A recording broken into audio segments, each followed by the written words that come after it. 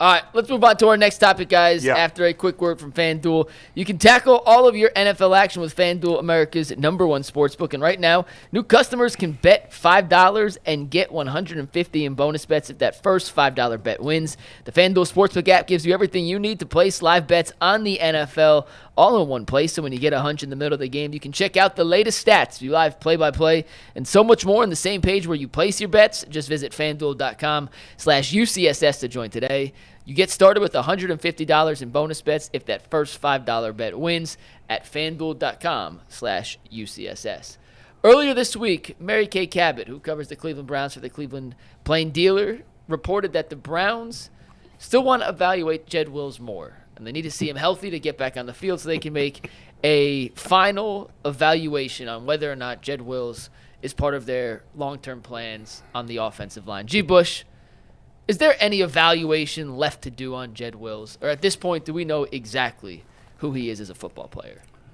I put together this montage and realized that we can't even show NFL film here, so it did me no good. And I was gonna put this montage together of Jed Wills and his lowlights, but it was so many of them that it was like 3 minutes worth, and these was only 3 to 4 second clips. And I say, it don't even make no difference. I'm going to just have to go in and vent my frustration. At this point in time, Jed Wills has been, how many years he's been here? This is his 5th year. This is his 5th year. I love Mary Kay. I respect her work, but this is inaccurate. This is not even close. If you want to, people would want to reevaluate Deshaun Watson before Jed Wills. And think about where we are with that. When they say reevaluate Deshaun Watson and we already off the train with that, we want no parts of it. You telling me that you got to reevaluate Jed Wills? Here's the thing you can't reevaluate: heart. Here's the thing you can't reevaluate is your understanding of the game and the preparation of understanding what you were supposed to do. And you can't evaluate if a player is going to play to the whistle and play with a nasty streak and know what he's supposed to do. I defer. Don't listen to me. I'm just a random old washed up MAC defensive lineman who didn't play in the league. Didn't do none of that. But let me just go to Joe Thomas. And with Joe Thomas, and we asked him the question about Jed Wills and his business decision, and Joe Thomas was right here on these airwaves. If you were smart when you put it, if you was doing YouTube, you'd be like, the link to the description is right here. This is the Joe Thomas interview right here, linked right there. Go check it. It'll be in the description. He said point blank, period. Nah, Jed, Bill Callahan was on him about some of these same things. Year 1, year 2, year 3, it's year 5. And he's still doing it with a different set of people. Yeah. So the evaluation period is over. You know what coaches don't evaluate? They don't evaluate effort. Because if you don't have a level of effort, that's your ticket, that's the price to admission. Knowing your assignment and playing hard is bare minimum in the NFL. And Jed Wills, he put it on tape. There's nothing else to see. It just is what it is. And no, there is no evaluation. Jason? I wouldn't get hung up on the language. This goes back to Albert Breer talking about bringing in competition for Deshaun. It's what you say in November. It's not necessarily the reality of the situation. And I kind of put this the same way. I'll take it back to Jerry Jeudy. You said earlier there was no need to sign Jeudy to that contract. The thing I would tell you is the Browns as an organization very much believe when you think you know, you go. That's right. And they believed in Jerry Jeudy. Well, Jed's playing out the 5th-year option, and he has no other contract. So what does that tell you? It's the same with Baker. Like, they didn't give Baker the extension either. So the decision's been made. They're just playing out the string at this point. Yeah. Jed, I don't see the scenario in which Jed is back on this team next year. There is zero chance. You're right. The Browns, more than any other team, are quick to re-sign guys. So if they wanted to, they would have already re-signed him.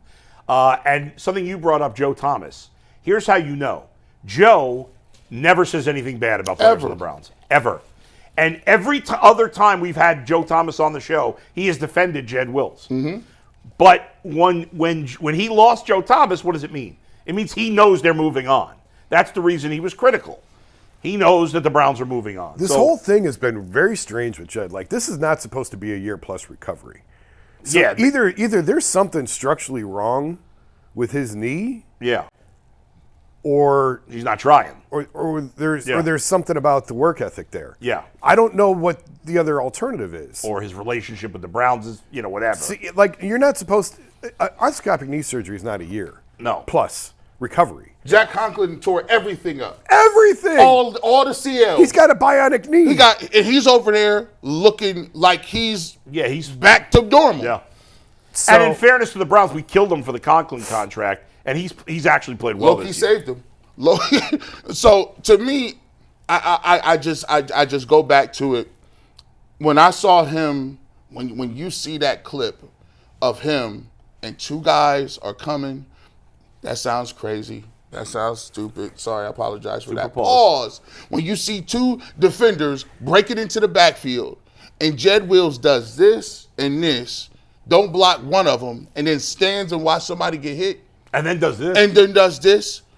Like, what was I, I think Pick up one guy, even if you're not sure who. just block somebody. somebody. Hit somebody. If it was Bill Belichick, he would probably got cut after that. He might have got cut just for that. So no, there's no evaluation. There's no evaluation. It's over. That's done. Dunsky. Jed Wills is gone. The question is, I think the interesting question is, do the Browns feel like they have to get a left tackle this offseason? And I think they should feel that way. Because even though Dawand Jones has a ton of potential, obviously there's a lot of talent in Dawand Jones. But I said this a couple of weeks ago, I'll say it again. You cannot go into the season relying on Dawand Jones to be a starter right now. Now, maybe down the line he will play to the point and stay healthy to the point where you can. I don't think you could go into it relying on him being a starter. Go ahead. I agree with you. I don't know that you can count on him at this point to put in the work. You hope that he will. He'd be a professional, take it seriously. Yeah. I don't know that you have 100% confidence right now. And until you do, you have to have a backup plan. Or you have to have someone who can at least start until you see Dawand in August and know that his weight's under control, that he worked out this offseason, that he got better. Yeah. And then if that's all true, great. Put him at left tackle and go. Right. But you can't just blindly believe that that's going to happen. If I'm the Browns, I mean, I 100%, this idea of drafting a position of need when you're not sure if there's a guy worth that pick is stupid. But if they're picking in the first round, and let's say they're picking 10th, and the best player on board, and they're looking at the best players available on their board, and one of them's a left tackle, I'm drafting a left tackle there. If there's a guy worth taking, I think that's a position of need. And most importantly, if there is, and looking at mock drafts, there appear to be a number of good offensive linemen. Who knows? The last time they drafted an offensive lineman at 10, it was Jed Wills. That's the part that was a terrible pick. But that's the part that you're apprehensive. Yeah. Because the same guys picking saw right. Tristan Wirfs and Jed Wills, and they went with Jed Wills. Yeah. Those eyes don't change. I don't know what analytics or what they saw to make them think that this was it, but you're going to go back into the draft, and this is the scary part about it. And I know we talk about Stefanski and Andrew Berry, but man, receiver, left tackle, defensive end, you need one of those positions, and I haven't seen you give me any of those. I haven't seen you hit none of them out the park. Now, granted, there was late round picks, third and fourth rounds, and I know what you're going to say about Cedric Tillman, but listen, if they got a top 10 pick, they got it. This guy has to be a starter and a Pro Bowl caliber player. They have to. You draft a guy in the top 10, the expectation is at minimum he's a Pro Bowl caliber player. Yeah. Has to. And obviously Jed Wills has him as their only top 10 pick that Andrew Berry's had has not been close. He's just regressed every year. That's the disappointing part is, as a rookie, no one was saying this. At all. Year. No. He had a good rookie season. I went back and looked at some of these numbers. I'll pull them up for you guys real quick. He had a good rookie season. He's just gotten worse every Yeah. year. I mean, I was adamant last year. He's average, guys. He's just average. Yeah. And I believed that. And I still believe at that time he was average. But he has just gotten progressively worse every year. It don't even seem like he got his heart in playing. Like when you hear him speak or you look at his mannerisms, it's just like what are you doing? Like, and I'm not saying that, you know, he might not have no injuries, and injuries can play a role because, especially with people who've never really been hurt, it's different. I went through this period of never being hurt, never being in the training room, to you have injury, and then you have a lingering injury, then you have another one that ends your season. You start thinking, man, I don't even remember the last time my body didn't hurt. I don't remember being healthy. And it kind of messes with your confidence a little bit. But, you know, right now, when to hear him talk, it's just like, you know, when you hear Nick Chubb talk about how he had to attack that rehab, sometimes, man, that rehab, it takes it out of you. You gotta want to play football, and sometimes you be in the training room so much, and your body don't feel correct. You just say, "Listen, I'm gonna just ride this one out."